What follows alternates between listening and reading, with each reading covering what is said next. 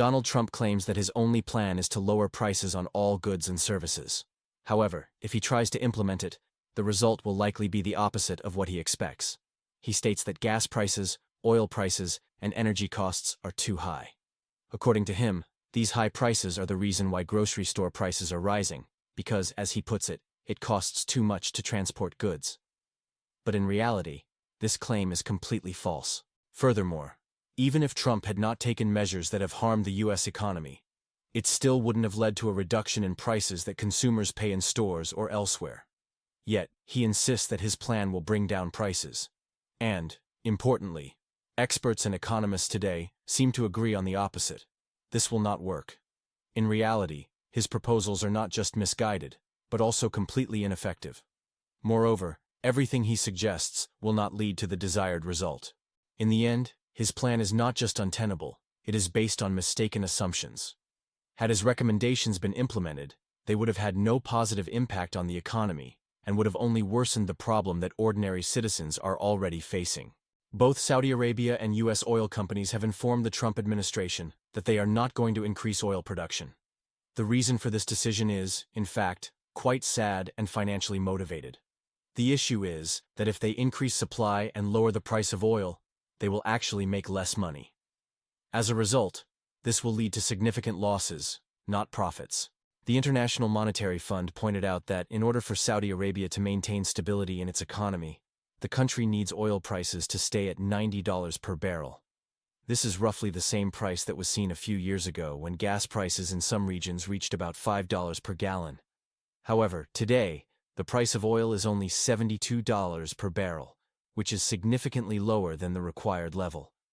The situation is such that Saudi Arabia is already in the red, and they need higher oil prices to balance their budget and maintain financial stability. If Saudi Arabia decides to increase oil production and add more supply to the market, this will inevitably lead to a reduction in prices, which in turn will further damage their financial position. This delicate balance between supply and price remains a key factor for Saudi Arabia's economy, as well as for other oil-producing countries that are trying to preserve the stability of their financial systems amid global economic uncertainty. One of the world's largest oil producers, a country that effectively controls OPEC, says, "We won't increase production. On the contrary, we need oil prices to rise." This is a very important statement because this country understands that increasing oil production at current prices will lead to significant financial losses. Similarly, U.S. oil companies, which Trump frequently says he will battle with, also refuse to comply. "We're not going to do what you want." The issue is that in 2020, when Trump was president, the U.S. oil industry went through one of its toughest periods. Back then, due to the president's policies, companies began to massively increase oil production, producing so much that the market became oversaturated. This oversupply caused a serious crisis in the industry, leading several large oil companies to file for bankruptcy and shut down their operations completely. They essentially destroyed their own businesses in their attempt to match the production volumes that Trump had promised. It's notable that at that time, the basic economic principle was misunderstood. Demand does not always follow supply immediately.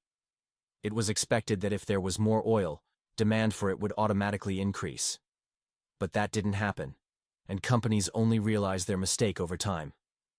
Now, 5 years later, they are finally learning their lesson and openly stating, "No, we're not going to repeat this mistake. We will maintain the current production levels and stick to a more stable and reasonable strategy." Furthermore, they are thankful that modern policymakers have not introduced overly strict regulations that could further complicate their work and hinder the stabilization of the industry. Thus, the oil industry, both in the U.S. and Saudi Arabia, is not ready for radical changes in its policy. Industry leaders understand that any attempts to increase oil production could result in economic losses rather than profitable outcomes. Of course, Trump's proposal was intriguing, but in reality, it turned out to be impractical and financially unfeasible for many producers. Therefore, they openly state that they are not going to follow his recommendations, as such steps simply won't bring any financial benefits. As a result, all the ideas he put forward to lower oil prices not only failed, but can now be completely forgotten. So the question remains, what will Trump do now? They have clearly said they are not going to take such measures. Now, Donald, how are you going to lower prices for all those people who support you and hope for your success if you end up back in office? You must have a plan B, right? It would be awkward if all your efforts amounted to putting all your eggs in one basket, a plan that didn't work. However, it seems that this is exactly what